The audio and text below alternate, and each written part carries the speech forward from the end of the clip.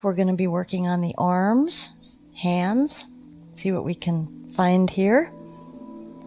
So, oftentimes it's nice just to see what the range of motion is, how relaxed people are. You want to make sure that they're not activating their muscles. And so a good way to test it is just if you can shake it back and forth pretty easily, they're not holding on. If you can't, they are either really tight in the shoulder or they're holding on. And sometimes I've been doing this and I'll shake it and it doesn't shake very well. I'll let go of it and it stays in the air, so that means they're totally engaged with their muscles. And at that point, it's almost impossible for me to do any work on somebody that is not going to let it go. It's a fight to the finish. The muscles that are voluntary muscles typically do have a more difficult time relaxing. They like to be in control. So it's not unusual, and it is also a practice to some degree to let those muscles relax, because they're not always in the memory pattern of a relaxed state. So we're putting the oil on again, and we're going to start out with the hands because you want to be at the distal point when you're doing massage therapy. And we're just going to start by opening the hand up and working the palm of the hand similar to the foot. The arms and the legs are very closely related. The arms have more range of motion, but the hips do a pretty good job. The hips are a little more stable. But the elbow and hands, it's important to have that alignment, just as it is the feet and the knees. And knee to hip and elbow to shoulder. Those fulcrums do better when they're balanced. So I'm just going around the hands here, working the fingers. Just letting it all relax. Hands are nice to work. People like to have their hands worked on, just like most people like their feet worked on. And here I'm pulling a little tension, a little traction. And you can get some range of motion here. You can tuck your fingers underneath here and give a little stretch. And sometimes you'll feel some of the wrist bones fitting back into place. They've been a little compressed, so you might feel some expansion in that area. And then again, up the arm, the same thing as the legs.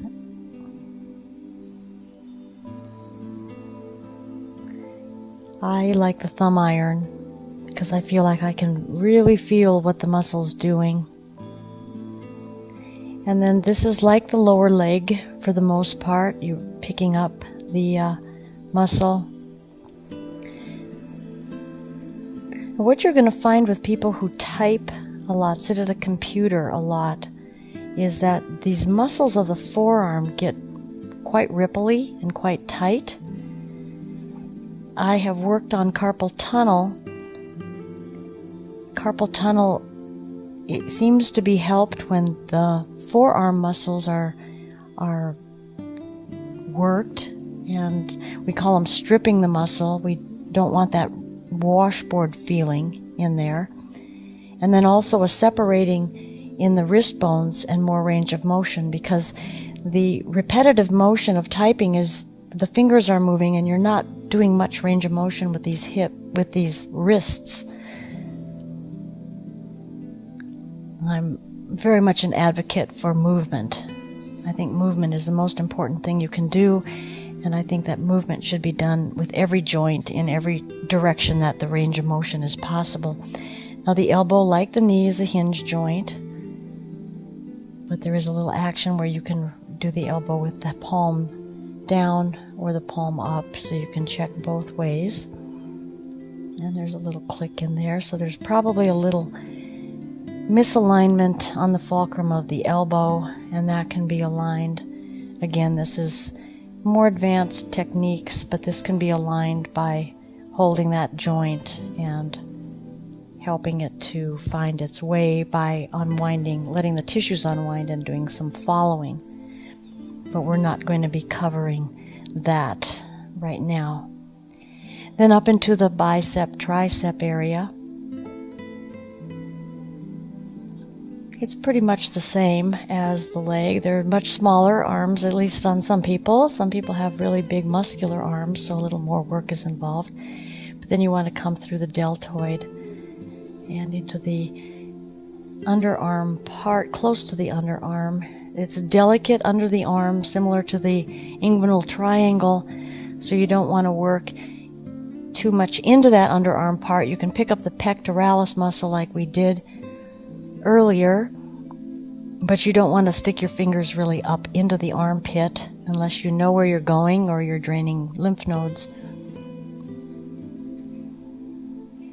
Up we go. Okay. And just check the smoothness of the deltoid. And oftentimes right in this area we get some tension. So we're going to work that out the same way. Find where it starts to be tense, and then just let it go. And work up slowly. Again, always remember to follow the anatomy. If it feels like it's taking you to the side or kind of winding you around, just follow it. Just keep that resistance behind it and follow it. And there's a lot more to know about this, but this is real basic to be able to just do that with a muscle. Sometimes we have to pick up limbs and pull other parts, allow other parts to unwind at the same time. However, most of the time in just massage therapy work, you can just work on a single muscle to allow that to unwind itself, relax itself, and find that new place to rest in.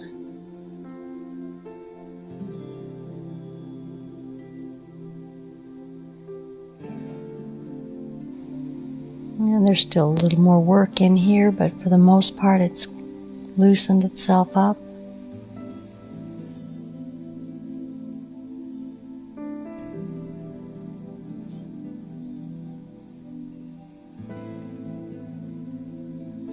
And come into the neck just to tie it all together. It's a nice thing to do. Then we can also do a little range of motion where you're bending the elbow up. You can bring it upward, stretch over. And again, now not everybody is real flexible in the arms and shoulders, so you want to pay close attention when it starts to give you back some resistance. And even talk to them, like, is it okay? Or if you're going up and you find some resistance, you might need to rotate the shoulder a little bit to get it to move in a different position. But the shoulders and neck oftentimes hold a lot of pain, so you do want to be careful when you're working on somebody that isn't as flexible as Joy. You'll find it's much more fun to work on people who are more flexible. They also tend to be a lot more tuned in to what's going on in their body and can feel the subtle stuff much better. It is important to get that connection back with your body. And then you can just tie in a little with the pec and bring it back down the arms, give it a nice stretch. And then go to the other side.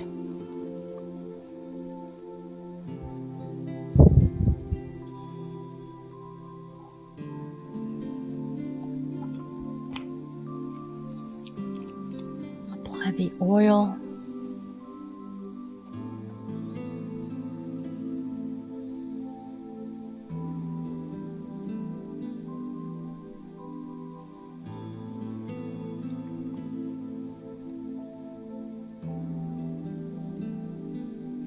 Okay, and then down with the hands.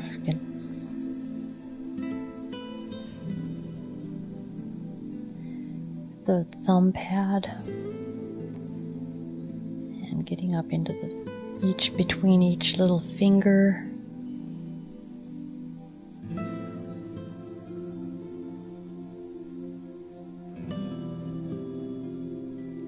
And the carpal bones. Up to the hands.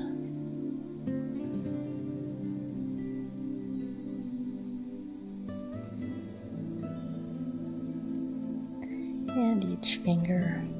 And I'm not really on the bone, I'm on either side of the bone. When you're on the fingers, you're somewhat on the bone because it's not a lot of flesh there. But if you are moving across a bone, just don't get too heavy with it. It's pretty impossible not to get on a bone from time to time, but you really don't want to massage the bone. You want to go to the tissue that's closest to it or around it. And you can stretch the hands and, just gently and rhythmically move from one muscle group to another. And then we'll go up the arm like we did on the other side. And she does not spend too much time on the computer. Her jobs take her to other activities, so there's not any kind of rippling in these forearms.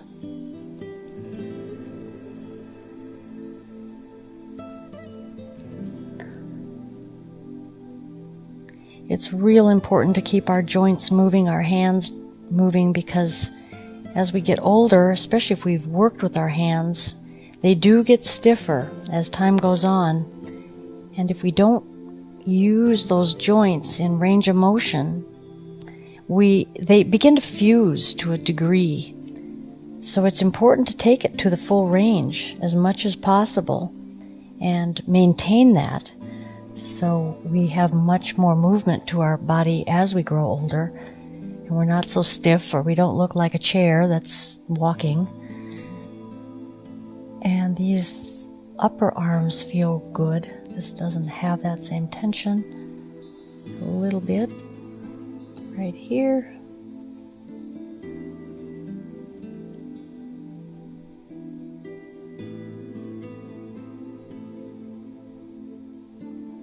That's good. Up and around the joint capsule, getting down behind the arm. I usually get the trapezius from this side well enough. Some people like to work it when the people are on their stomach, but I just prefer to do the whole arm together. You can mix up your routine a little bit. The main thing is to just be thorough. Origins to insertions, covering all the muscle groups, moving from one muscle group to the other with ease, rather gracefully.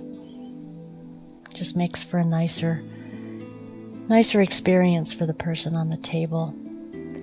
Gives them a feeling that they can drift off wherever they need to go and let that body do the correction it needs. Okay, now we're going to take this up. Just kind of, and I'm not really pulling on it like I would at some times. I also give it a little traction, but the position that I'm in here is, there's some traction. Down. Shake, and then you can cross. Now when you cross it over, you want to be sure that the shoulder doesn't come riding up like so. So you want to pull down the shoulder and cross it over like so. And you want to be gentle where you're holding so that you don't feel like you're gouging anything. Always think of where your hands are on the person on the table so that you're not squeezing too tight or poking when you're trying to do something else. You have to really pay good attention. Once it gets in the hands, once you know what you're doing, once it becomes second nature, you can get away with a little bit more movement, a little faster, because you know exactly what you're feeling for, and you'll feel it and you'll know it. But until that becomes real clear, just keep your mind and your thinking and your thoughts focused. And then I suppose we could do something here that's kind of fun, and this could not be done with everybody, especially with the tighter shoulders, but you could take both arms up over And you don't want to squeeze hard on the hands. It's just a pull. Primarily a pull not on the bones, but a pull with the fascia. So you're feeling a stretch. It's a stretch from my hands down the arms. It's an intentional pull, and it's something that's a little more advanced in the way that it's executed. So that's something else that can be explored. And just tie it all together. And there we have it.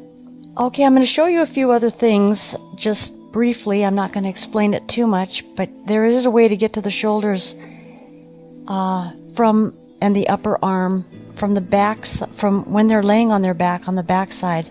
And that's by placing your hand underneath and positioning your hands wherever you feel some tension, and it's usually right along the scapula.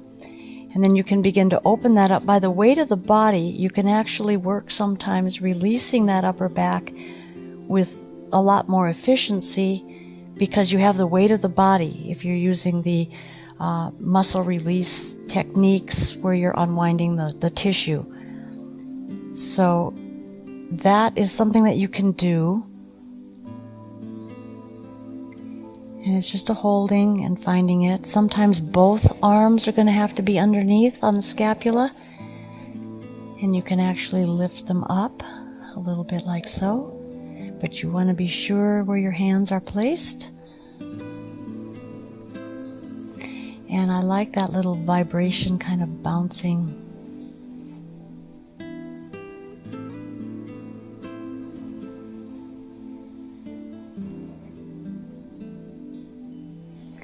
And you can also rotate the shoulder from the up position, just getting into the shoulder and shoulder blade. And you can also focus in on that levator muscle. Okay, I'll show you that on the other side.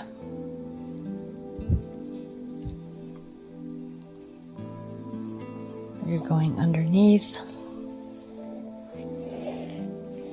Start with this hand only.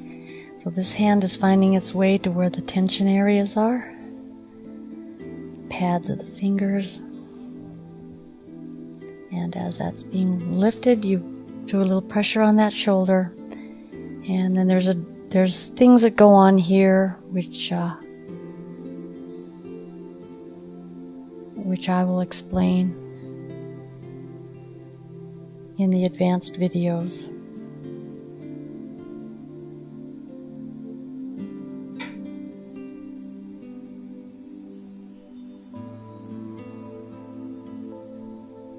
Okay, there's some tension here.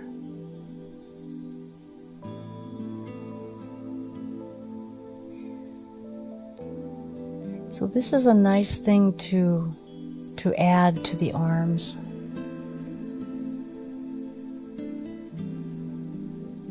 It's kind of like the Swedish massage techniques that are done all over the body is a great beginning. It's like a broad painting, painting a broad brush with a broad brush. And as the techniques get more refined, that's when you can get to the work that really makes a huge difference for people. There's also some work here where there's energy involved and lining up that energy. And when you get that alignment and you can feel that coming into your other hand, into the receiver hand, it's amazing what you can feel in between those points. Gonna lift up the shoulders here. Find that area where you need to be. It's very obvious where you'll need to be. It'll show itself quite well.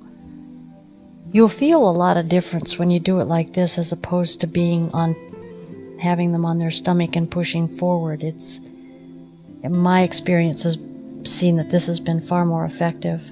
Okay, so here we're back at this position. You'll know where you're supposed to be. You can feel it unwind, you can feel it do things. And then when you get into other work, you'll know where the counter, muscles work in pairs. There's protagonists and antagonists, and they change roles. So to do these muscle unwinding, this fascial unwinding stuff, takes finding that opposite spot that's also in restriction, and then being able to energetically as well as subtly, working into the subtle anatomy, let it unwind. And when it's ready to let go, it'll let you know. You'll know when it's time to move. This also tends to develop. It tends to develop a therapist's intuitive senses too. The more subtle you begin to work, there's times that I'll be on a bone doing cranial work, and I'll know exactly where that bone wants to go because it's like it's already shown me. So that helps me to know which side of the bone to put a little more resistance on and which side to free up. Well, there's never stopping learning. It always keeps going. Okay, I'm going to just finish up a little bit more. So that is the work there. You can also come under with both hands and just give some vibration.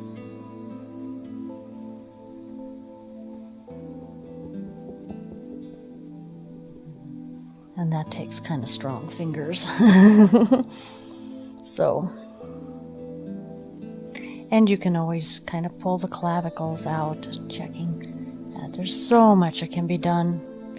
And so much of the work that I've developed into is very subtle, but very, very effective.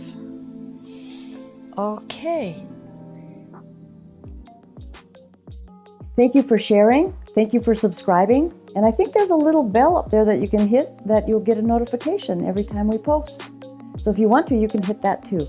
But thank you so much for your support. I really appreciate it.